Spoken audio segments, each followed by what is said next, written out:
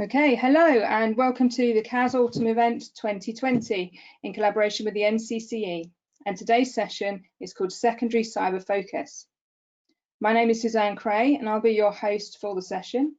My colleague Wendy Piccinini is our moderator today and she will be monitoring the question window. We're joined today by a fantastic panel of speakers from a range of backgrounds in cybersecurity. We have Steve Fennell, Dawn Wood, Sophia Mccall, Celine Williams, Sharon Persey, Ben Garside and Simon Roberts. I'll tell you more about each of the panelists as we get started. Before I do, we've just got a couple of housekeeping things. So during the session, please use the question window on the right-hand side of your screen to ask questions. The top of the window has an orange rectangle, which can be expanded or collapsed. Wendy will be making a note of the questions posed there, and they'll be answered if time allows after each presenter. If time doesn't allow, responses will be posted on the CAS forum and across CAS social media channels. As a reminder, all attendees are in listen-only mode. There's a copy of all of today's slides to download during this session, and these are available under the handout section. Finally, there's two hashtags for this event, CAS Autumn Event and CAS Virtual 20. So please tweet and share where you can. Okay, so I'm going to introduce our first presenter. So bear with me while I just change presenters and we get started.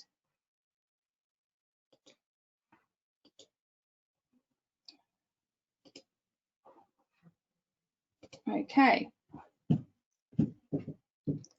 So our first speaker today is Stephen Fennell. Steve is a professor of cybersecurity at the University of Nottingham, as well as holding professorships internationally. His research interests include usability of security and privacy, security management and culture, and technologies for user authentication and intrusion detection. He has many published works in international journals and his own books on cybercrime and computer insecurity. Professor Fennell is the current chair of Technical Committee 11, Security and Privacy, within the International Federation for Information Processing, and a member of related working groups on security management, security education, and human aspects of security. He's also a board member of the Chartered Institution of Information Security and chairs the Academic Partnership Committee. So I'm going to hand over to you, Steve, for your presentation. Thank you. Thanks very much. Okay, so my presentation this afternoon is on the theme of cybersecurity. The question really of what, why, and how. So what is it? Why do we need to care about it? And how do we try and address it?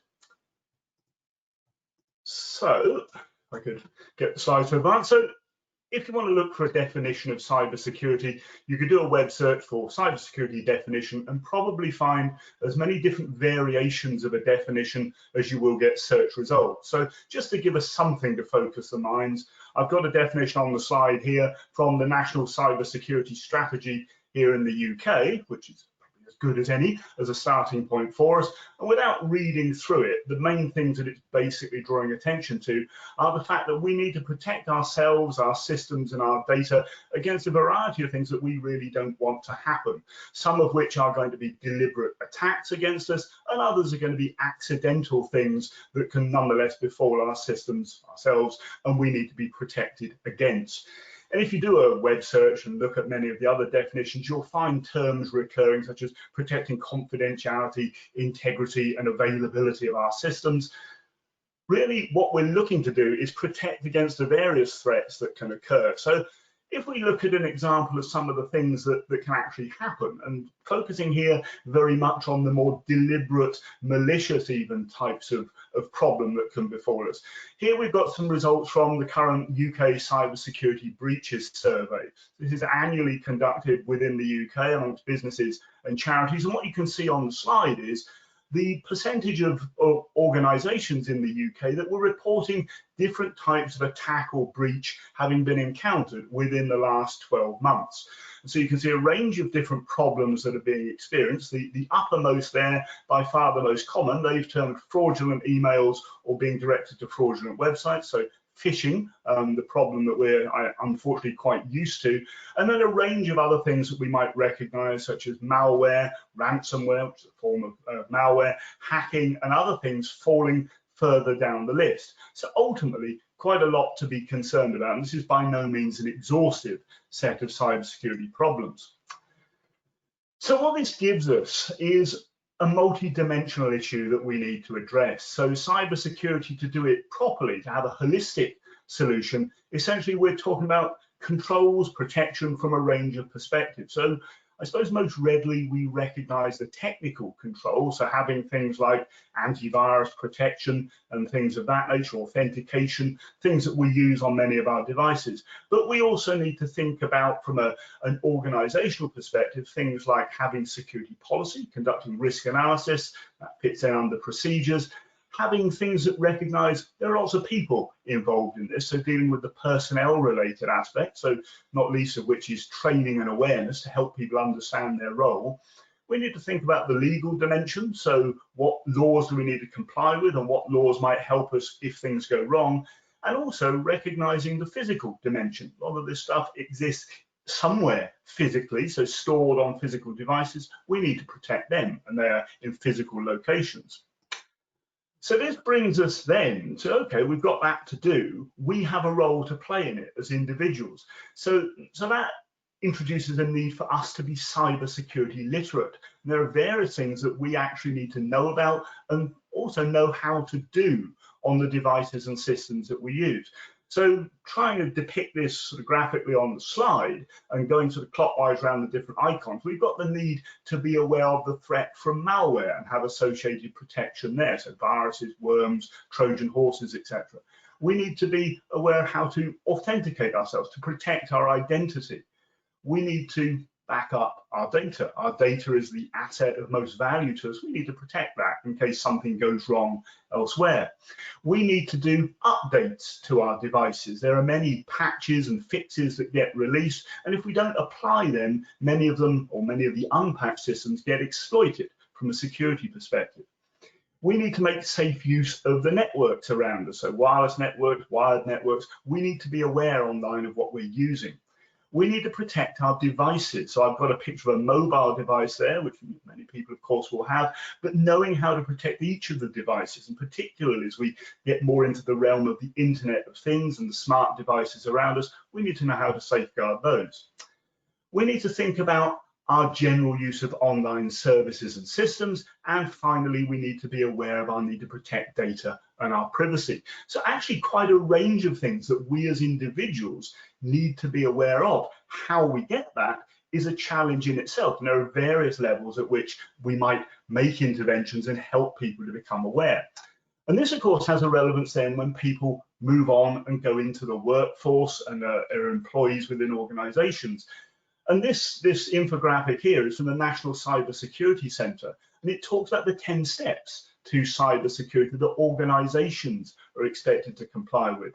So for them to do so, they need cybersecurity literate people within the workforce to do some of these things. Some of the responsibilities here relate very much to cyber professionals, but others, such as user awareness, home and mobile working, dealing with removable media, they fall to us as the general end user population to do our bit there. So back to this cybersecurity literacy.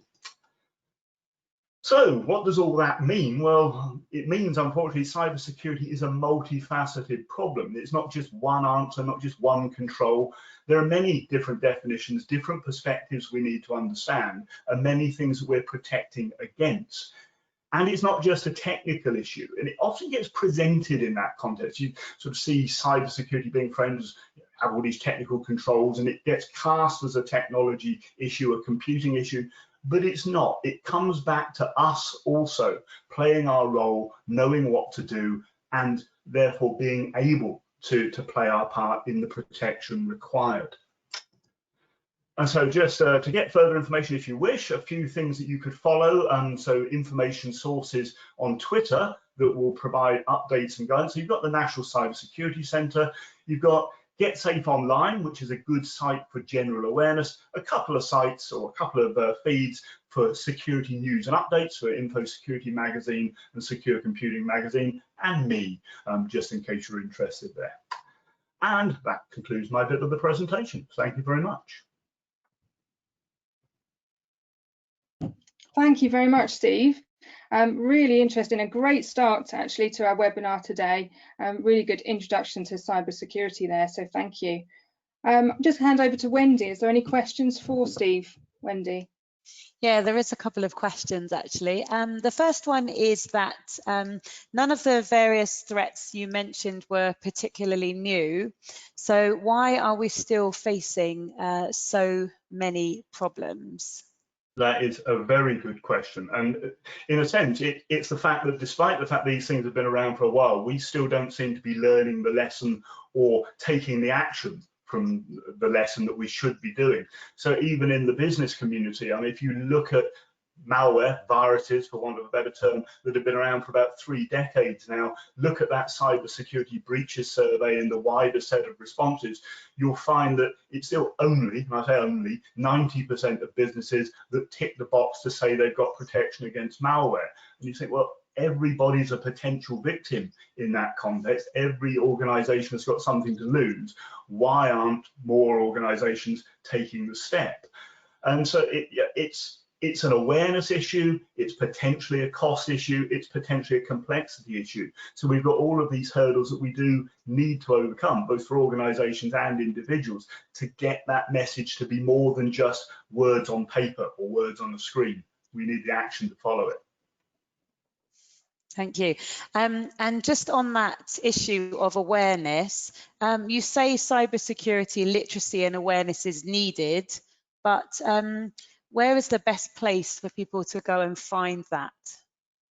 Okay, so I mean, it depends at which stage of development they are. I mean, ideally, this would be something we'd like to be sort of engendered amongst people at school and then built on beyond. But for people who are sort of now looking and out just wanting a resource, then the NCSC site, there's a sort of cyber aware, which has got guidance within the NCSC, so it's a campaign for general cybersecurity awareness, and the Gcse Online website has got lots of relevant advice for the individual and also for smaller organizations. So those are good starting points to understand what the issues are, but there might still need to be some level of support for people to put the things into practice. That's really helpful, thank you. Thank you very much. Okay, thanks, Steve. I'm going to hand over to Dawn next as a change presenter. Just bear with me. There we go. Okay. Dawn. Okay, Dawn, you are presenter. I'll just introduce you. So our second speaker today is Dawn Wood. Dawn has spent the last 21 years tackling the diverse crimes that are committed on our London streets as a police officer within the Metropolitan Police Service. Her career involved investigating cases ranging from domestic violence, large-scale public order and serious sexual assault, before moving on to conducting proactive surveillance of armed criminal networks as a member of the flying squad. Using her experience from this world of investigative policing, Dawn now works to proactively protect Londoners from fraud and cybercrime, and more recently joined Cyber Choices, a national programme led by the National Crime Agency designed to reduce cybercrime. So I'm going to hand over to Dawn now. Thank you very much, Dawn. Suzanne, can you see my slides? Yes, we can. Excellent. Okay, fantastic. Thank you, everybody. I'm here this afternoon to speak to you with regards to Cyber Choices and explain to you what it is and what it means going forward. Cyber Choices has been led by the National Crime Agency, and it's a programme that has been developed to assist against the fight against cybercrime. Cyber-dependent crime particularly, which is sort of illegal hacking, gaining access to computers, etc. The programme is to intervene and educate people who may have come to notice for committing offences against the Computer Misuse Act, or may be vulnerable to being susceptible to getting involved in that type of criminality. And we look at individuals who have got a very strong IT skill base, but maybe they have sort of gone over the boundaries, as it were, from sticking within the Computer Misuse Act legislation or going over to that. And the idea is to try and identify those individuals to help them and use their skills in a positive manner.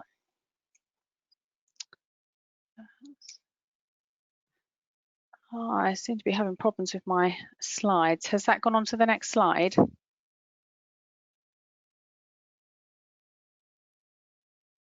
It's still on the first slide, Dawn, at the moment.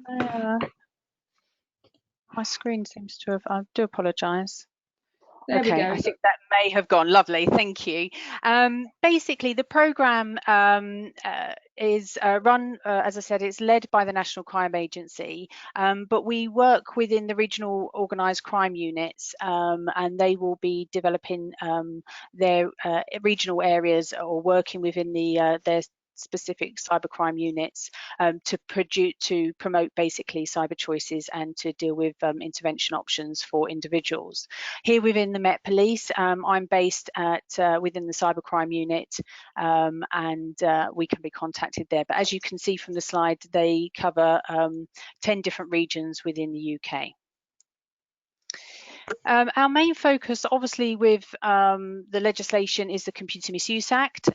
It has been around since 1990, and the Act has 5 main sections: Section 1, Section 2, 3ZA, 3A. The main focus of the legislation is around permission, authorization to gain access to a particular area of the network or a device. And as we know, technology is growing at an alarming rate. Our generations are becoming younger and younger to their sort of digital footprint, and the advances obviously in gaming, online. I am having problems with my slides, I do apologise. The advances with obviously gaming, using your computer and your devices for online shopping, whether that's reading, obviously your work, your homework at school. So whether you're developing that in the classroom or obviously at home, it's vital that individuals are aware of the legal boundaries that they can use without obviously breaching anything on the Computer Misuse Act. With regards to the Act, I'm not going to go into all of them. I do just want to point out a couple of them, Section 1 and Section 3. Section 1, access to unauthorised material, just breaking that down, if you allow a computer to perform a function, you log on, you look at something, maybe delete it or move it or save it, that is performing a function if you haven't got permission to do that. One of the examples we see is typically your sort of shoulder surfing offence, where you may be at a friend's house and somebody looks over their shoulder while they're putting in their login details and password, etc., and then later going on to look at a person's private messages. That would be a classic example against Section 1 of the Computer Misuse Act. And Section 3, unauthorised access with intent to impair or with the recklessness to impair the operation of a computer. Again, breaking this one down, you've got that unauthorised access like we had before, but this time you're looking at making changes to the normal running of that computer. So maybe you want to slow it down or bombard it with messages or change a function. Now, this can be something that you can do yourself, or you can use a piece of software or hardware to be able to do that. And so an example here that we see a fair amount of the time is with online gaming, and where people have used maybe something like a booter to knock another player offline so they can go on to win the game. So this is again a classic example of an offence of the Computer Misuse Act under Section 3. Now, many crimes are often committed one way or another through financial gain that we find within law enforcement. However, the motives for cyber-dependent crime can vary, and it's not always for financial gain. Sometimes it's just to show off, maybe because of their curiosity, just to see if they can hack into a system. But unfortunately, without the knowledge around the Computer Misuse Act, some people unfortunately can get themselves in all sorts of trouble. So within Cyber Choices, we have 4 key aims. The main one being that we want to explain the difference, obviously, between the legal and illegal cyber activity. Encouraging individuals to make informed choices with their use of their technology and their skills that they have. Deter and divert individuals away from committing cyber crime, and obviously promoting legal and ethical cyber opportunities as well. Now, we work with specific individuals who are maybe vulnerable to committing cyber-dependent crime, or have in fact first come to notice for committing offences under the CMA. What I have to point out here is that it's not a judicial disposal to an investigation to a crime. So say, for example, if we are referred a particular individual and they are under investigation for something like maybe a theft, then we could potentially look at that individual if they have those skill set and they may be vulnerable to committing cyber-dependent crime. However, if they are under an investigation for an offence under the Computer Misuse Act, we wouldn't be able to work with them until that matter has been dealt with one way or another. And then we can obviously look to intervene and speak to those individuals. Apologies. So how do we work? We start off, we engage with the individual and we find out what they use their computer skills for. We look at their perceptions of the law, their life inspirations, any online influences that they may have, and we also find out whether they would be willing to take part in the Cyber Choices programme. It is a voluntary programme, so it's not something that we can force somebody to do. It is purely voluntary, and they have to agree to sign up to sort of a behavioural contract to make sure that if they are going to engage in this particular program because they want to forward their IT skills, and because for example, they wasn't aware that they were committing offences under the CMA and they want to use their skills for good use, then they can sign up to a behavioural contract and we can work with them thereafter. What do we offer? We have a number of different intervention options. We have lots of signposting to online platforms. We coordinate workshops where not only the individual but their appropriate adult can come along, and they are open to a lot of technical skills. There will be speakers, maybe from, say, for example, an ex-hacktivist, to really interact with the individuals to see where they are looking to take their skills further on in their career. We also have a number of licenses for Immersive Labs. It is the world's first interactive, on-demand, gamified platform, and they can work through a series of labs to basically, in a very safe, secure location where they can test and enhance their cyber skills. We're in the process of looking with local authority at work experience opportunities, and also we are in early stages of working with the Cyber Hub, and our first one is going to be based at Barking and Dagenham College in East London. So where do you come in? You are in a position where you are on your day-to-day activities within your educational establishments. You are with individuals who potentially have some really good IT skills, but may be on the verge or being vulnerable to committing cyber-dependent crime. So we look to yourself of knowing about Cyber Choices, knowing that it is there and that we exist, and that if you do have any concerns about a particular individual, then you can get in contact with us. We have an easy to use referral system, which can be found at within the Met at www.met.police.uk/cyberchoices. However, if you're outside London, because we work with the ROCUs, you can signpost to Cyber Choices at the NTA, and they will then forward on your request onto the various and relevant ROCU coordinator. And lastly, we're in the process and final stages of producing a series of brochures and leaflets. They will be downloadable and they are in printed copy, and they are age appropriate. So we have for under 12s, 12 to 17-year-olds, 18 plus for teachers and for parents. And it's a guide to let people know, obviously, about Cyber Choices, but more often not really to make sure that they have the opportunity to see what is out there to utilise their skills. We are also producing 3 animations around the Computer Misuse Act and Cyber Choices, and we're doing a sliding doors themed mini film.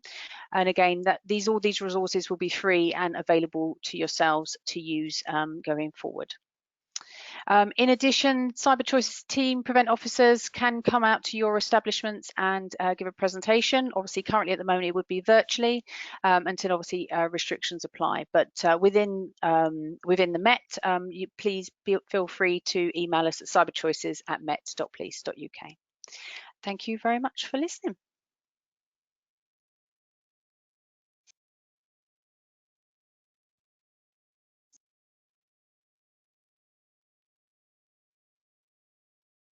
Thank you. I think Suzanne's having, oh, she's back. There we go. It's having a bit of a slow connection. I couldn't see you then. You appeared. Carry on, Suzanne. Nope. Okay. We'll go straight to the questions then. So Dawn, yeah, the first question is regarding if a child or a student made wrong choices, wrong cyber choices, could they actually be prosecuted or end up with a criminal record? With Cyber Choices itself, we're not about investigating any wrongdoing. We are purely there to basically re-educate and explain the legal boundaries within their IT skills. That said, if, for example, during our engagement with that individual, something was highlighted where criminal activity had taken place, we would be obliged, obviously, to pass that on. But Cyber Choices themselves are not an investigative role. We would pass those details on. It may be that we might have to pause depending on the severity of what has been disclosed, but it's very much on a case-by-case basis. But as a rule of thumb, no, we are purely there to try and identify those individuals that have that good skill set, that potentially either have gone over slightly or could be vulnerable to going over breaching the legislation, and then pointing them in the right direction. That said, if you, within teachers within your schools, if you've highlighted that a criminal offence has been committed, it's vital that obviously you report that in the normal manner through your local police force. And just going on from that point, are there any key signs that teachers or parents should look out for? It's very difficult with this because I'm going to use a bit of an analogy here. I love DIY. I have a hammer in my toolbox, and I'm putting up pictures in my house, and I'm knocking a nail in because it's come out, and it's all very genuine reasons why I want to use that hammer. If, however, I've walked out on the street and I had the hammer in my bag with the intention to go and break into somewhere, then you're looking at a completely different aspect. And it's exactly the same with computers. Hacking is a very good thing. It's when it goes into illegal hacking is where we have the problem. So we want to encourage individuals to have good computer skills, because as we know, technology is advancing and we need that skill set within our communities, within our industry, within our employment.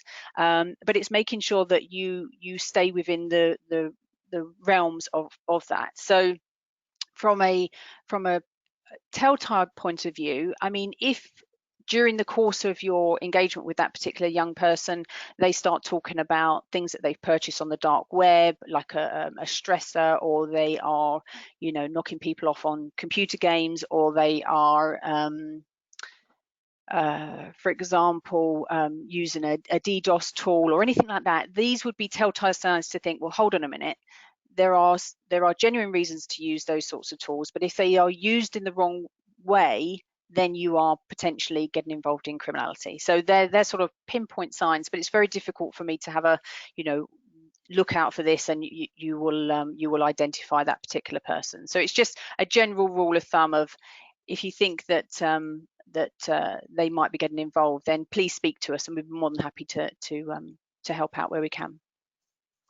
Brilliant. That's really useful to know. Thank you.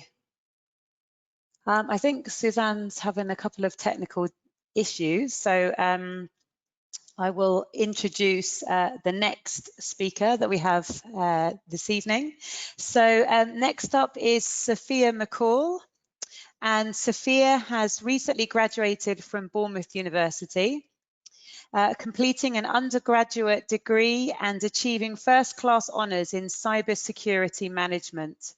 Over the last 4 years, she has achieved a wealth of awards and has been greatly involved in the security community, including captaining Team UK in the European Cybersecurity Challenge last year in Bucharest and appearing on TV as a cyber hunter on the Channel 4 series Hunted. Something that I'm a big fan of, by the way. Most recently, she was awarded Cybersecurity Student of the Year in the SC Awards Europe 2020 and has now commenced her first role in industry as a junior security consultant in the technical field of penetration testing or simulated cyber attacks. I'm just going to change presenter and hand over to you. Please bear with me. Thank you. That's all right. And then you'll be able to share your screen, Sophia. Perfect. Cool. Brilliant. So Thank hopefully you can see my screen. You can, yes. Perfect. Cool. So my name is Sophia, and today I'm going to be talking about my sort of personal journey into cybersecurity, one of many routes. And I've titled this presentation From Singapore to Channel 4, and hopefully that will make more sense in a little bit. So who am I? My name is Sophia. I recently graduated Bournemouth University, where I studied an undergraduate degree in cybersecurity management, and I now work as a junior security consultant for NCC Group. Last year, I was on Channel 4's TV series Hunted as a cyber hunter, and I've only really been involved in security for 3 or 4 years, but I've picked up a award or two in those years. And I'm also a founding member of Security Queens, which was a brand created by myself and 2 of my friends to promote inclusive learning in security, but also documenting our own learning journeys as well. So why did I choose cybersecurity? So actually, I wanted to be a programmer once upon a time, and after building stuff, I discovered breaking stuff was a lot more fun. And I also heard that there were just so many different roles out there, and I just wanted to get involved with that. I heard that the community was amazing, the opportunities were endless, and most importantly to me, the industry is constantly changing, and it's a very dynamic industry. No 2 days are the same for me, and every day is a learning day as well. But most importantly, there are loads of roles for all sorts of people. So despite what the media and the news say, we don't all look like this. Only some of us look like this. But most importantly, we're not just hackers. You've got people that work in management, you've got people that work in specialist areas such as cyber psychology or cyber law, all the way through security researchers as well. So a little bit about my education. I was originally from Singapore, and I actually moved to the UK for my GCSEs. So I did a level 2 BTEC in digital applications, which is kind of similar to a GCSE in ICT. And then from that, I decided to do a level 3 extended diploma in software development. So I did 2 years of doing a lot of websites, games, apps, and then I decided I didn't want to be a programmer. So I got sort of signposted towards cybersecurity. And I've just finished a 4-year undergraduate at Bournemouth University, including placement year with my current company, NCC Group. And I've just completed that with first class honours as well. So when I first started university, I had absolutely no idea what I was doing. Coming from a software development background, I knew a lot about programming, but next to nothing about security. So I decided to do something about it. One of the things that I did was I attended as many career days as I could, mostly to meet industry professionals and also to gauge what was currently in the cybersecurity industry and network with other like-minded individuals like myself as well. The good thing about career days was there were just loads of events held throughout the year by all sorts of people too. I got involved with loads of competitions called Capture the Flag competitions at university level. So these competitions basically test an aptitude of different ethical hacking skills. So I did a lot of real life ones, but I did online ones as well, from school all the way through to university level, sometimes even global as well. And then I found this amazing foundation called the Cybersecurity Challenge UK. So CSE UK are a government-backed program that do loads of national competitions. They do learning programs and boot camps and career days and meetups, that kind of thing. And they help people break into cybersecurity. So I was really fortunate to sort of get involved with that early on in my career. So I got involved with the competitions, which was similar to the Capture Flag competitions I had been doing. They have 3 rounds of competition. So if you do well in the first round, you get through to the second round. If you do well in the second round, you get through to the third round. and I was quite fortunate to make the masterclass twice. So I got to meet some pretty big sponsors. It was an amazing networking opportunity to get my name out there in industry. As mentioned in my sort of biography at the start, I was also involved in the European Cybersecurity Challenge. So this is a massive international cybersecurity competition with up to 20 countries competing sort of face to face. I've been on the team 3 times, and last year I was team captain in Bucharest and one of the only female ones too. So I managed to lead Team UK to 5th place, which I was really proud about. So where am I now, I guess? As I mentioned, I was actually a cyber hunter on Channel 4's Hunted last year. And despite what people think about it all being fake, I guess, we actually use a lot of real world techniques, and a lot of work goes into kind of trying to find the fugitives from a cybersecurity perspective. So we broke into things like phones, we compromised laptops and PCs, we hacked into social media accounts and emails, but most importantly, we did something called open source intelligence. So using social media and publicly available information through like Googling, we were able to kind of profile fugitives in the run to try sort of find them almost. Another cool thing we did was breach cloud backup. So if you've got like an iPhone, or if you've got a Google phone, anything like that, it automatically backs up to the cloud quite frequently. So we were able to kind of breach those and download WhatsApp conversations, save credentials, recent Google history, which actually came in handy quite a lot. And I also did a phishing campaign as well to try obtain credentials to log into those social media accounts and the email accounts. As I said, I'm also a security consultant for NCC Group, but I do mostly pen testing and consultancy. I'm currently on the graduate program, and I'm hoping to complete a few certifications in the forthcoming months to kind of tailor and hone my technical skills.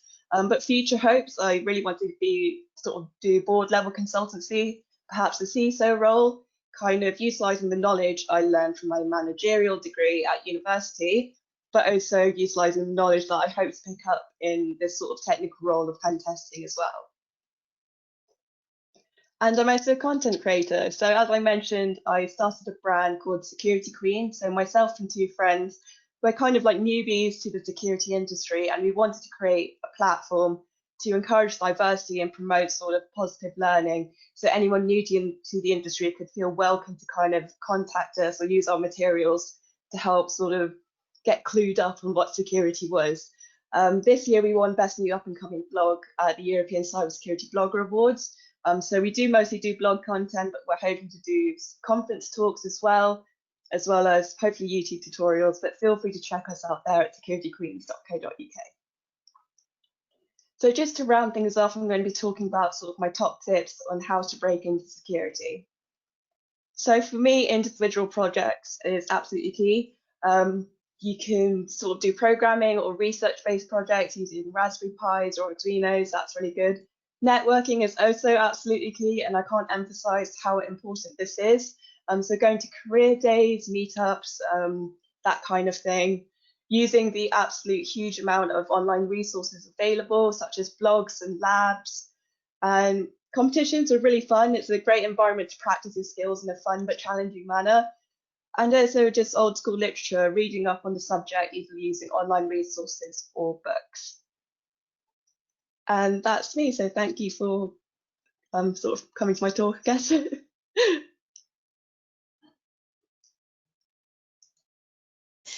We do have one question for you, Sophia. Did you face any barriers as a newbie into cybersecurity?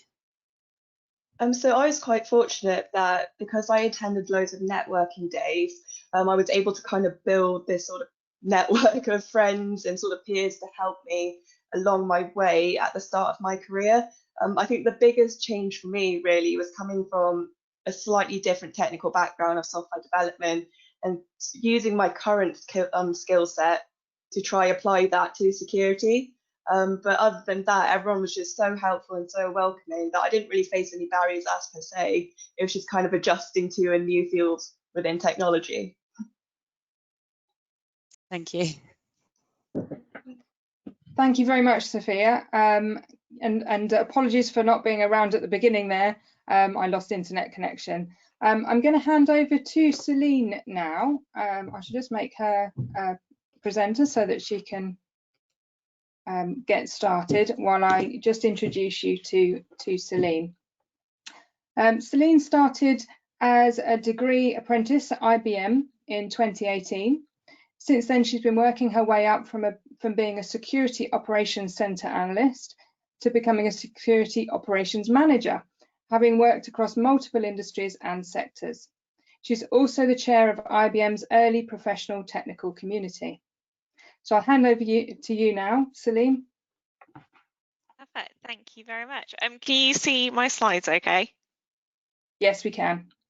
Perfect, thank you very much. So as Suzanne said, I'm Celine, so I'm a degree apprentice at IBM. So I'm currently studying a digital and technology solutions degree at the University of Exeter. And I'm currently a security operations manager with IBM. And I'll go into a little bit about what that means a little bit later on.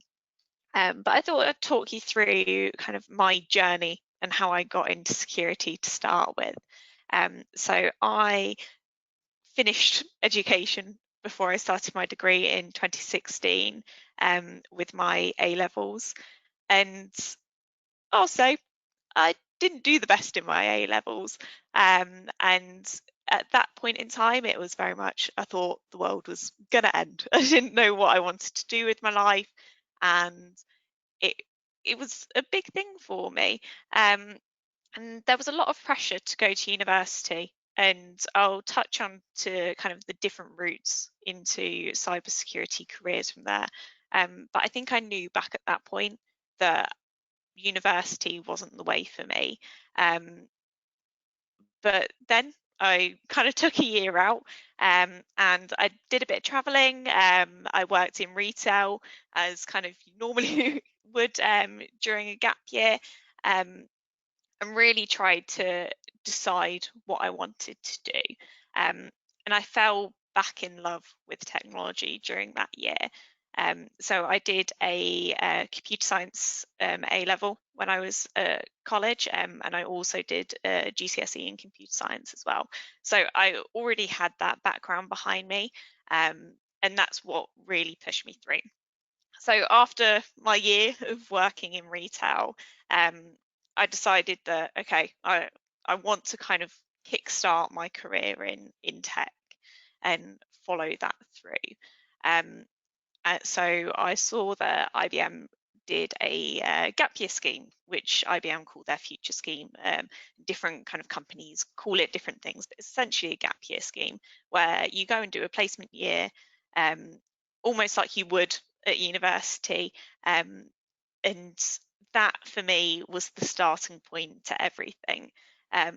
I got to learn a lot more about business, I got to learn more about technology, and also about security. So I did know a little bit about security from when I was doing my A-levels. I was also involved with a challenge that we used to do, which actually started when I was back in secondary school, called the National Cypher Challenge. I think it's run by the University of Southampton. And I got involved with the Cypher Challenge, and essentially the University of Southampton would release a cipher once a week, and you'd have to try and beat everybody else to try and crack it. And I just found it absolutely fascinating. And so that kind of stuck with me. So when I got to IBM, I wanted to learn a lot more about that. My only thing was, when I got to IBM, I had applied for a technical role, but I got a business role. So I think for me, I tried to bring that to the table and have my technical background in a business role. And actually that really helped me through. And I think it's quite an important lesson I learned there as well, is even if you have a technical background and you're not potentially in a technical role, you can still bring that to the table. And that then ultimately helped me get my degree apprenticeship. So staying with IBM, I started my apprenticeship in 2018. And that's actually when I started in security. So I started as a security operations analyst at that point. And that's how my journey in security started. So as I said, I started as security operations analyst in a security operations center. So it's slightly different to what Sophia was talking about. So Sophia would work on the offensive side. In the security operations center, we work on the defensive side. So trying to spot people coming into systems, a lot of going through different logs, monitoring different activities, seeing if users' behaviors are slightly different. And that was absolutely fascinating. And it was my first look into security from my career point of view. Whilst I was an analyst, I was predominantly working on one specific client in the retail sector. And actually having the retail experience I had previously, I was actually able to use that to enhance my role as a security analyst. So I think there's a lot of things that you can say about getting all these experiences beforehand that can then help you later on where you never thought they would.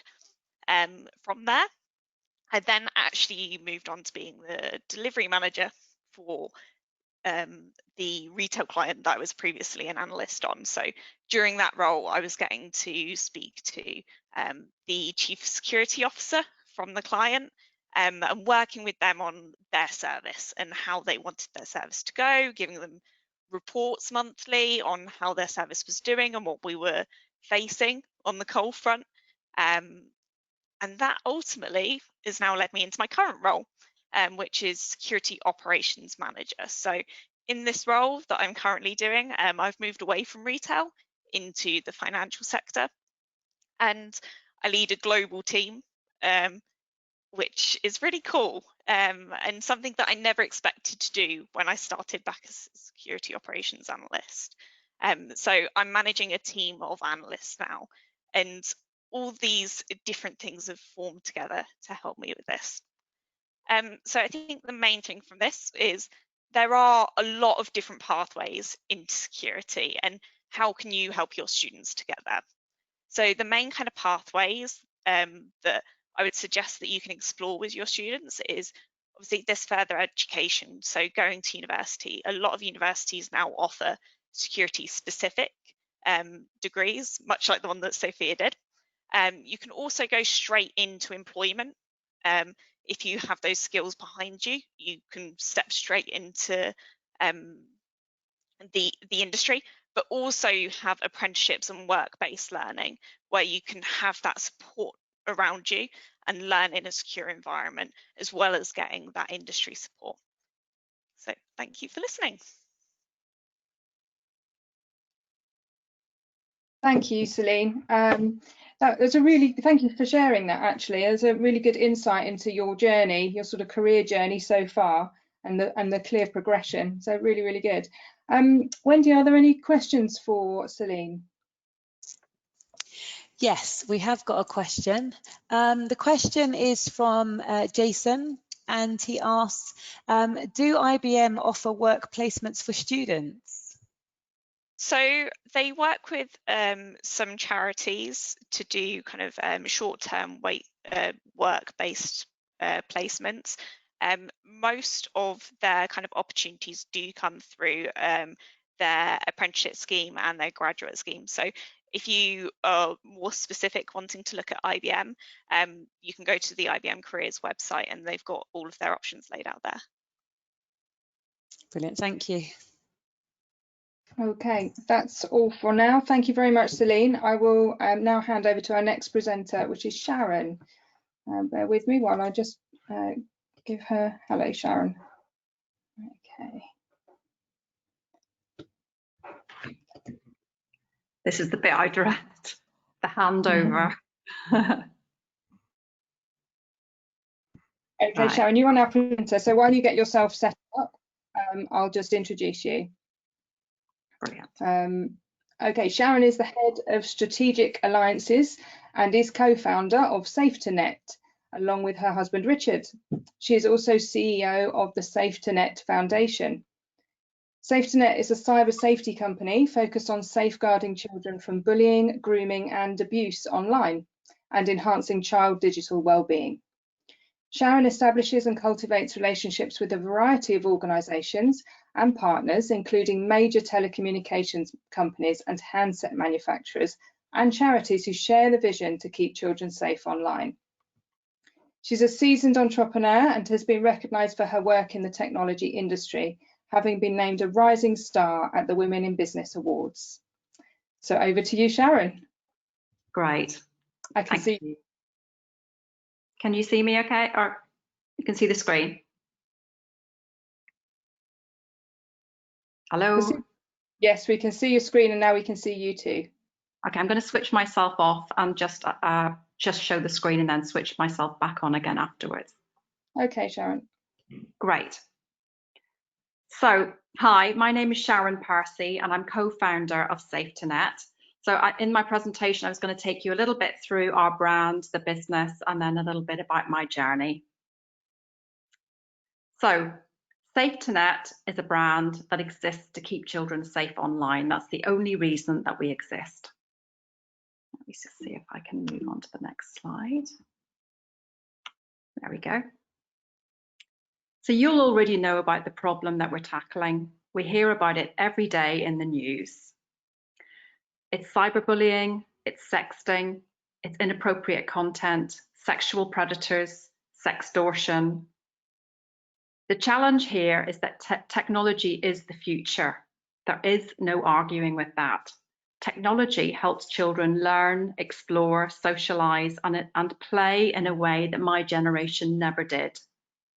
In education especially, the EdTech sector and children can use technology to adapt children's abilities, allowing those who need additional help access to it, and those in need of stretching and pushing forward the facility of that as well. Mobile technology has become the standard. It's become the default and it's accepted that everyone will own a device. But now more than ever with COVID, it's become essential for everyone that children should have access to laptops and mobile devices as a basic requirement to be connected. So technology, I think we can all agree, is the future. But what are the implications? So what happens if we do nothing? Well, if we don't fight back, we will not deter predators and people behaving badly. We won't stop the creation and sharing of harmful content. So we have got to act. What are the implications for children? Well, we're all different. What might affect one person might not affect the other so much. As we grow up and experience life, we become a bit tougher, and our maturity allows us to be more resilient. Children often do have the ability to cope with many of the online harms, and that can happen at any time when they're growing up and developing their own personalities. Cyberbullying, sexting, online harms can really affect children.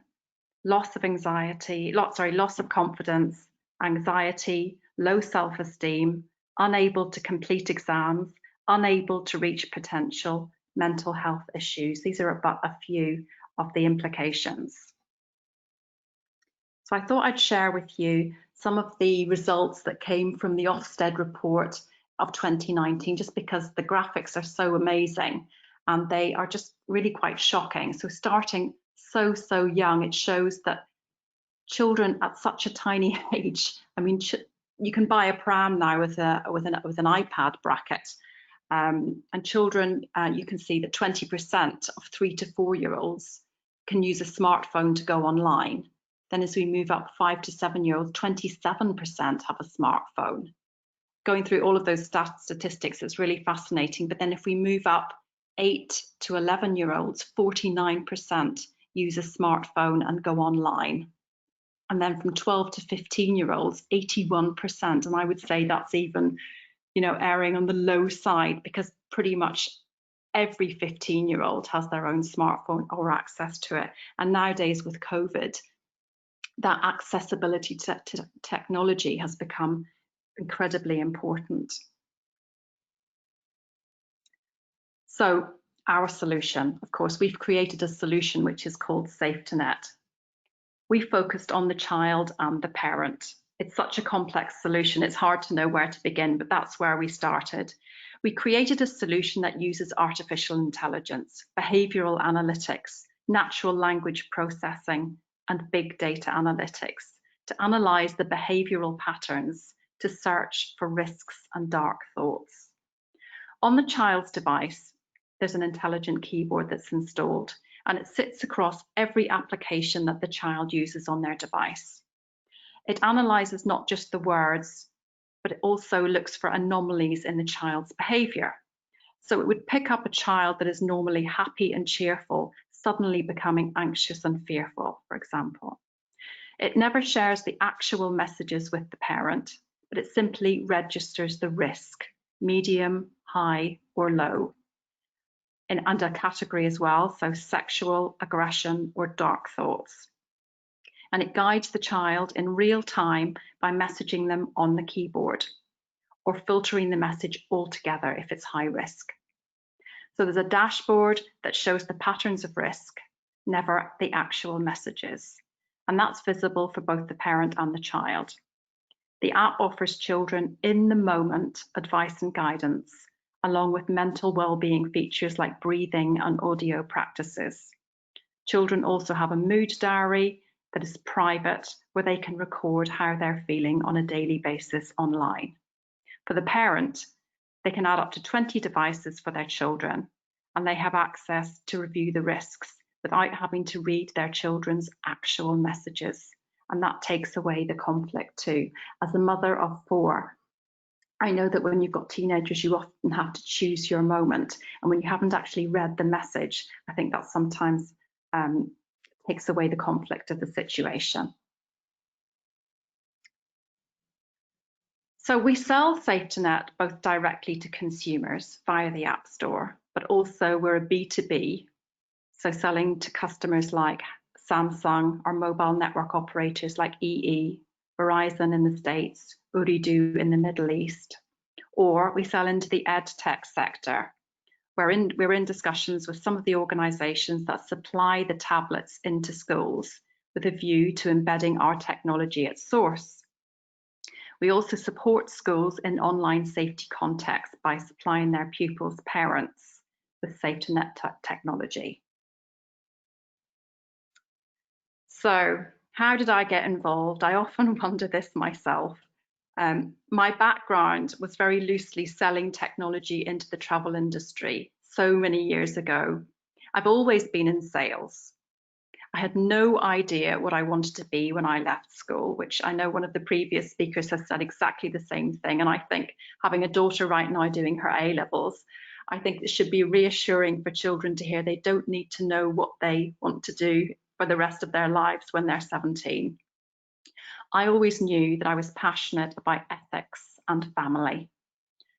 So when I had my children, I stopped working. I set up an interior design company, bizarrely, so I could work from home around the children and have that flexibility, and I did that for 10 years. When they were bigger, I met Richard, who's now my husband, and we got involved in advising a social network called the Lad Bible. Some of you might already know that. Slightly dodgy but funny content on monetizing his platform. And during our due diligence, we could see the potential of these social media platforms. And this was about 8 years ago, when it was still early days and Snap was just beginning. But it planted the seed of what was missing, and that was the safety element, protecting children. We started researching more and more, and we began to build our AI product. And that was 7 long years ago, feels like 100. It's been a really long journey, and the only way we've succeeded this is through absolute determination, passion, chance, and persistence. We recruited a fantastic team, and we wouldn't be where we are without them. I would say that attending every single meeting that you're invited to attend, whether you want to or not, Friday afternoon, 2 hours drive, working for nothing, being prepared to pivot your business, throw everything away and start again, and work is the only way that you can start up a tech company and be successful. As a woman, I'm often asked to speak about women in tech and successful women in business. I don't really see my achievement as a gender achievement, but I do feel that if you have an idea and a solution that is unique and it's needed, your persistence and determination will really help you towards your success. You just have to stand up and have the confidence to tell everyone about it. You need good people, a good business, good technology, and be in the right time and the right place, and have good luck. And that is my final message. So let me put my camera back on if I can. There we go.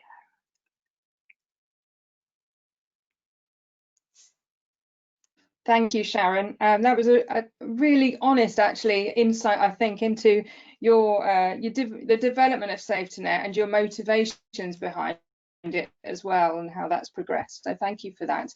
Wendy, do we have any questions for Sharon? Yeah, just one question. What are the challenges for women in senior positions in tech companies? Oh goodness, I would say that there are so many elements to technology, and you know, as we had earlier, we had someone working in penetration testing. There's sales and marketing, there's the back-end development, there is UI, there's all these different elements which are completely different disciplines within the tech industry. I'm in the commercial end, but also have been involved quite a lot in raising money. So to date, we've raised about £25 million. And on several occasions, I think because I'm a woman, we're part of the London Stock Exchange elite programme and some really, you know, prestigious groups. And we go as a team, our head of finance and Richard, our CEO. And I've been asked on several occasions if I'm the secretary, or, you know, wondering what I'm doing there. And I think on that side of things, on the investment side, I think the whole industry's got a long way to go to get a bit more equality and diversity. On the rest of it, I think it's down. I mean, I'm quite thick-skinned because I'm so passionate about what we do, and I know that I don't understand always the technology, but I think if you are persistent and don't let things get you down, just don't be prepared to accept these biases, then that's the only advice that I can give. That's really helpful, thank you. Thank you, Sharon, that's brilliant. Okay. Our final two presenters today are going to talk about the secondary curriculum and the resources available to support your delivery of cyber topics. Before I just hand over to Ben, I just want to remind you that the slideshows that you're seeing today are all in the handout section, so please remember to download those before we finish today. So I'm going to introduce you to Ben. I'll just make him presenter so that he can get ready to speak. So there we go, Ben. Okay. So with a key stage 3 focus, first of all, here is Ben Garside. Ben joined Raspberry Pi as a learning manager in April 2019 with 14 years prior experience as a secondary computing teacher. Since joining Raspberry Pi, his main focus has been to write units of work for the new Teach Computing curriculum. Ben's work includes units on cybersecurity, data science, programming, and digital literacy. As well as writing units of work, he also writes and facilitates online courses and researches the latest computing pedagogy. More recently, Ben has filmed units of work to be delivered via Oak National Academy to help support students and teachers through the current global pandemic. Ben is also a CAS community of practice leader in Durham. So I will hand over to you now, Ben. Thank you. Perfect. Can you see my screen okay? Yes, we can. Yeah, perfect. Okay. So my presentation is really about how the Teach Computing curriculum can support the delivery of cybersecurity for 11 to 14-year-olds. So if you're a teacher in England, you'll refer to that as Key Stage 3. So first of all, what exactly is the Teach Computing curriculum? Well, the Teach Computing curriculum is a comprehensive collection of material to support 500 hours of teaching, and that covers the entire computing curriculum from key stages 1 to 4, so that's 5 to 16-year-olds. Importantly, all of our content is completely free and editable under the Open Government License. So that means that if you were to go and download our resources, then you can feel free to completely tailor them to your setting, your classroom, and the students that you teach. So each one of those units includes 6 lessons. That's a lesson plan, slides, activities, worksheets, homeworks. We show you how we plan for progression. There's assessment opportunities. And as mentioned earlier, of course, it covers and includes, the latest research there is out there on pedagogy. So the cybersecurity unit is one of those 6 units. So I thought I'd give you an overview of what's included in that unit that you can use with your students. So the aim of the unit is really to allow learners to really understand the value that their data have to organisations. And if it has value to an organisation, the natural next step is it also has value to cyber criminals. So the journey the unit takes, it starts off with the learners understanding that their data has value, but also then the forms of attack that cyber criminals tend to use, but most importantly, how to defend themselves against that.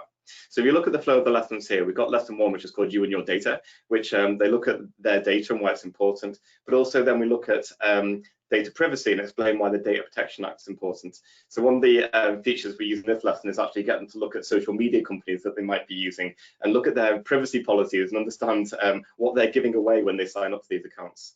Then moves on to something called social engineering. So now they understand how valuable their data is and who they might be giving it to. Also, we then look at the forms of attacks that they might fall foul of. So social engineering being one of those. Then we move on to script kiddies. So that's more traditional kind of lessons. The lessons to do with more traditional hacking techniques used to exploit systems such as brute force attacks and DDoS. And of course, we then look at the legal consequences of that. And the lessons deliberately entitled script kiddies because script kiddies doesn't necessarily mean they have to be a child to do this, but what it's referring to is the fact that there are these online tools available that you can download without any technical knowledge and to conduct some of these attacks. So that's explained to the learners in the classroom, but like I say, it's really important that they understand the legal consequences, as was mentioned in one of the earlier presentations when we talked about the Computer Misuse Act. Lesson 4 looks at the rise of the bots. So this is looking at malware, so viruses, worms, ransomware, malicious bots. And I really like this lesson because when we talk about the bots, because it's talking about how malicious bots are out there, and it gives them some real world context about how Twitter reported a numerous amount of accounts being set up by bots on Twitter during the 2016 election, so US presidential election. Lesson 5, there's no place like home, so 127001. It's a horrible joke, and I apologise for that.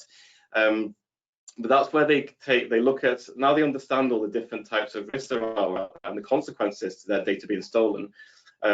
We make them do a graph where they look at all the different types of attacks. They work out for a school system. They put themselves in the shoes of a network manager. So they think for a school system what the likelihood are of all the different types of attacks, but if of occurring, but also what impact would they have on the school network were they to occur.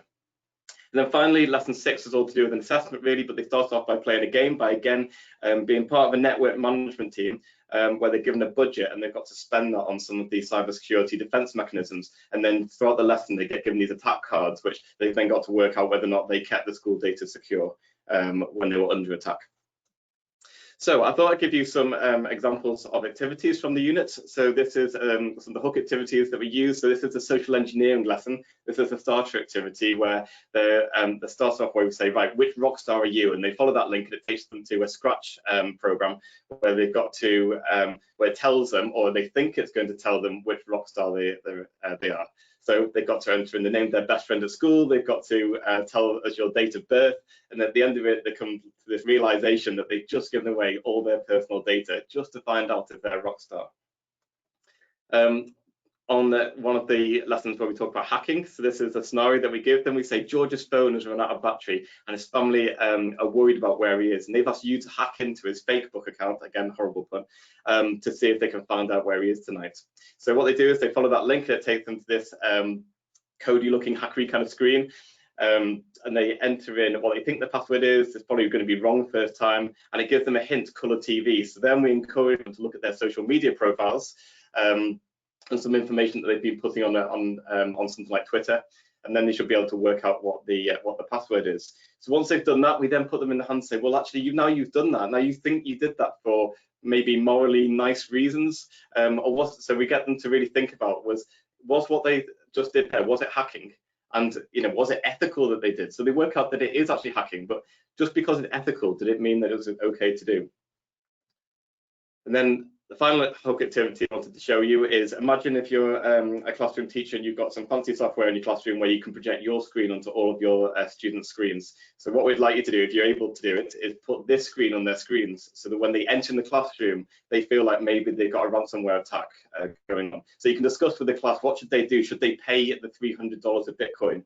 They do pay the $300 of Bitcoin, then it says, yay, well done, we've decrypted 50% of your data, but actually we still want another $300 of Bitcoin to release the rest of it. If they decided no, they're not going to pay anything, then guess what? Their data has been deleted. So it gives them that real world context of something that they might face and what kind of thought process or decisions that they or organizations might need to make. We also get to explore cybersecurity in a lot of ways. I mentioned before that that idea about malicious bots. So you can see that when we talk about statistics, rather than just talk to them about statistics, we then say, right, well, here's an actual, here's something that Twitter said, that we've identified that 50,258 automated accounts have been identified as Russian-linked and tweeting election-related content. So they've got to really think in a group about what impact that might have had on the voters. And again, look at the bottom two screenshots. Again, it's all very well giving statistics. I think statistics are very useful to young people, but it doesn't necessarily really highlight necessarily the danger to them and their lives. So after we've looked at the statistics, if you've never seen the website threat map before, it's absolutely brilliant because they get to log on to this website and see a visualization of cyber attacks happening in real time at the second that they're looking at this website. And that really kind of brings home to them about the scale, the international scale of cyber attacks, and maybe that they might not be so immune from it. So as all the presenters so far have talked about tonight, it's such an important topic area, and we're really pleased to be able to put it inside our Teach Computing curriculum. Cyber criminals are finding increasingly more sophisticated methods of finding data and getting data from our young people, but also infiltrating networks. So it's about making young people aware of the techniques, as well as importantly the consequences should they decide to get themselves involved in this world. I think for a classroom teacher's point of view, this work is free, it's well researched, it's based on the most common methods of attack and defense currently, it uses tried and tested resources and pedagogy, and we also support teachers with some free online courses as well, which I'm going to mention as well. I won't read this out, so you have got a copy of the slides, but this is some feedback we've had from some schools who have delivered the unit. So like I say, if you want to download this unit, you can go to teachcomputing.org /curriculum. But if you feel like you would like some CPD about how to deliver cybersecurity in the classroom, then we also have a free online course delivered by FutureLearn, and you can again find that by going to teachcomputing.org /courses. And that's all from me. Thank you very much, Ben. That was great. A kind of whistle-stop tour, really, but thank you very much. I know there's a lot of information and resources there. Is Wendy there? And see if we've got any questions. I am indeed. Just one question. Key Stage 3 is actually year 7 to 9. Is there an ideal year group to teach this to? Yeah, that's a really good question, and I think we wrote this, we put this in our curriculum at year 9.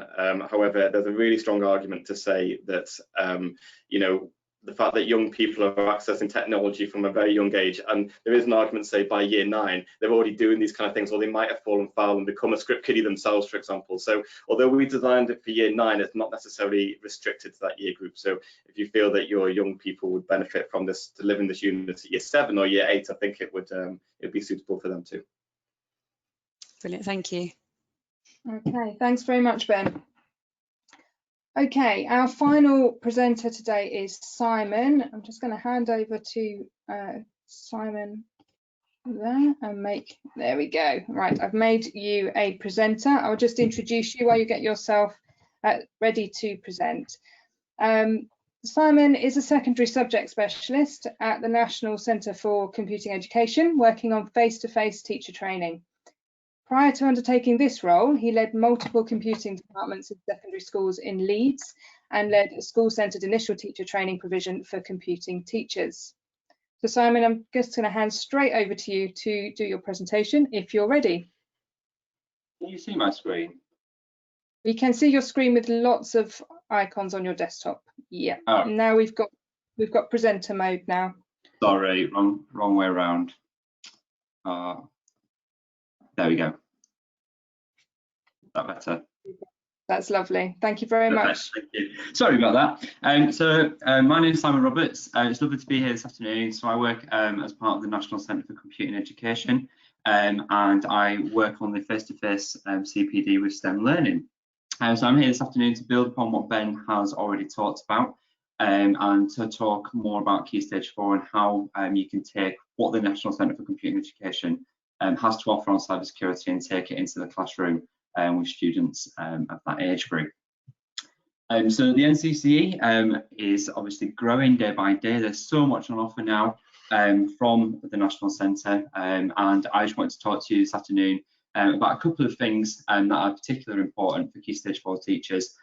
Firstly, some teacher CPD and what we can offer through the Gcse Computer Science Accelerator programme, and also secondly, building on what Ben said about the teacher computing curriculum, because there are resources available for Key Stage 4 students which are free to download from the teachcomputing.org website.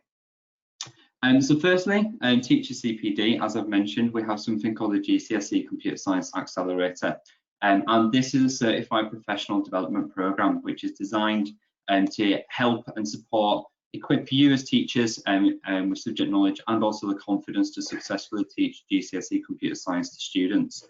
And it's available for teachers in England. It's free for teachers that are in state funded schools, and there are bursaries available to support teachers to get time out of the classroom and to go and participate within this CPD opportunity. So to achieve this professional development certificate, there are a couple of things that you need to do, and it involves going on face-to-face or remote CPD. At the moment, all our CPDs run remotely because of coronavirus, and also online CPD via the FutureLearn platform, which can be accessed directly through the Teach Computing website. So I'm just going to quickly whiz through a couple of courses which are focused around cybersecurity and are fundamental to actually having that knowledge and that confidence to go into the classroom and talk about this exciting topic. And it can be something that can be brought to life really, really quickly in the classroom, and it's something that's relatable to students. So it's obviously an exciting time with this.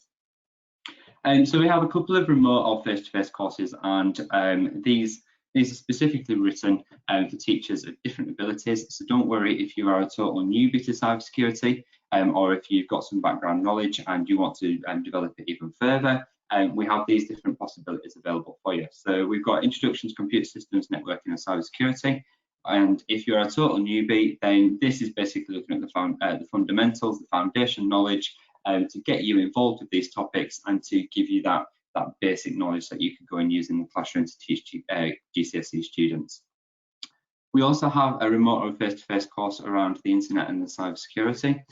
So this is looking at, it's delving further into the internet, it's looking at protocols, it's looking at packet functions, how they actually are switched on the internet, and it goes into much more detail around the internet, and also the threats that are available through using networks. So looking at automated threats, non-automated attacks, looking at SQL injection and how to prevent against these. So there's a lot more in there, and it delves into a much deeper knowledge base around that. Alongside that, we have our online courses, and Ben's already touched upon this one. There is an Introduction to Cybersecurity course, which is available through FutureLearn, and this is available for you to participate in your own time when you freely wish to. It's free via the FutureLearn platform if you go through the Teach Computing website, and it looks at similar themes. So it looks at common cyber attacks, it looks at the Computer Misuse Act, and it'll delve into these topics so you can actually get a real feel for them and take that knowledge and use it in the classroom with students. So alongside this, we have the Teach Computing curriculum, and as Ben's mentioned, it is totally free. It's free to download from the Teach Computing website, and it's suitable for GCSE computer science delivery. So you can take these resources and you can go and use them in the classroom. They are free to use, they're openly accessible to develop, so you can personalise them for the students in front of you if you wish. Each unit of work includes this consistent theme. These resources are consistent across each key stage. So you've got a unit guide, which gives you that really detailed overview of what's actually involved in the unit of work. So it'll break it right down for you, so you know exactly what's coming up in the lesson, so nothing's going to catch you out. It'll give you a learning graph, so it'll show you the sequencing of lessons, so you can plan that accordingly and know where the learning journey is going to go for students. Lesson plans are provided, so you can obviously go and look at the timings, you can look at the content, you can look at how it should be structured to make sure that students get the best out of that lesson. All the teaching PowerPoints are available. Again, you can go and adapt these if you wish to, but they're jam-packed with fun and exciting activities that students can participate, and it's got all the knowledge that you would need to be disseminating to students. All the activities are there, so they're downloadable. You can edit these, as I've said, and then there's summative questions and answers available at the end, so you can track the progress of students from the teaching that's taken place in that unit of work. So there's a lot in there that's available to teachers free of charge via the Teach Computing website. Just picking on one unit of work, so there is a Key Stage 4 security unit of work, which is on the website at the moment, and this covers the topics on the screen at the moment. So there, it will look at the differences between cybersecurity and network security. It'll look at hackers. It'll look at the vulnerabilities of those networks. It'll look at how attacks are either automated or non-automated. It'll look at how you can protect against them, and it'll bring it back to the real world. So it'll look at real life cyber attacks, and it'll link all of that knowledge back to those and look at what could be done to prevent against them in the future. It also touches upon careers. So by Key Stage 4, obviously we can be supporting students to build that, to think about their careers, and obviously form those career paths moving forwards. That's everything from me this afternoon. Has anyone got any questions on either the CPD, the Computer Science Accelerator programme, or any of the resources that I've touched upon? Okay, thank you very much, Simon. Wendy, is there anything for Simon? Yeah, there's a couple of questions. Can the Teach Computing curriculum be edited or personalised in any way? Yeah, absolutely. So I think Ben touched upon it in his presentation as well, but all the resources are available as under an open government licence. So teachers are free to download them from the website, and they're all in editable formats.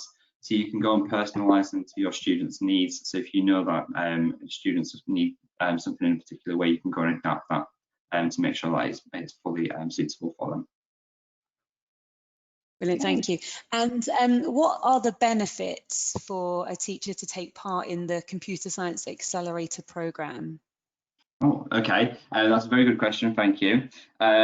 So for me, there's a number of benefits. I really wish this had been around back in 2014, actually, with teachers that I was working with at the time when the new computing curriculum came out. So first of all, I think the biggest one is increased confidence. Having the opportunity to go and look at the subject knowledge, learn new subject knowledge, learn about it in a context of what's suitable for these students is going to massively increase your confidence, and I think that's really important for teachers in the classroom, especially when they're new to a particular topic. You get to meet other teachers, so if it's a face-to-face course, for example, you're obviously going to be on that course with other teachers discussing it. You might be talking about the pedagogy, you might be talking about student needs, you might be talking about teaching methods and how best to deliver content. So again, that's going to massively build your confidence, and it's opening doors to meeting other people, and hopefully you'll meet colleagues and hopefully friends. Likewise, on the online platform, there are discussions that take place on there, so you'll be able to discuss parts of the curriculum, topics, subjects, pedagogy, teaching methods with other teachers via that online platform as well. Just wanted to finish. We have a comment from Juliet Upton, who is Head of Youth Skills Policy for Cybersecurity at the UK Government Department, DCMS.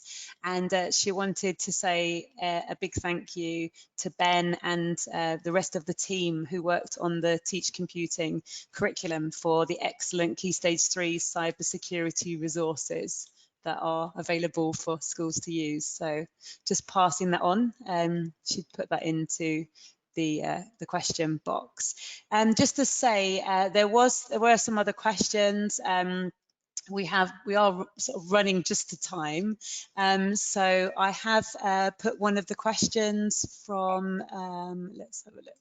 I think it was from Caroline, just to say sorry that we haven't had a chance to get to your question because it's quite a big question and I think the whole panel would probably want to respond, but because we're sort of just about to finish now, I've actually posted it on the CAS website, on our CAS forum in the secondary section. So lots of other people from the community will also be able to respond to your question, so thank you for that. Thank you, Wendy. Just wanted to say thank you to Simon and thank you to all the presenters today for the wealth of knowledge and experience you've shared with us. There's certainly a variety of careers involving cybersecurity available and a full programme of resources for your curriculum to help schools equip young people personally and professionally with skills and knowledge regarding cybersecurity. With thanks also to our NCCE colleagues for your contributions. And please remember to take a look at the Teach Computing website for information and resources. At the end of this webinar, a short survey will appear on screen and we'd be grateful if you would take a minute to complete the survey. A recording of this webinar will be available on the CAS website after this session. We hope to see you at the other sessions in the autumn event. The next one is tomorrow actually, with a keynote from Maggie Philbin. And please do continue to spread the word about computing at school. Okay, that's it for this session. Thank you to everybody again for coming along today and take care. Bye for now.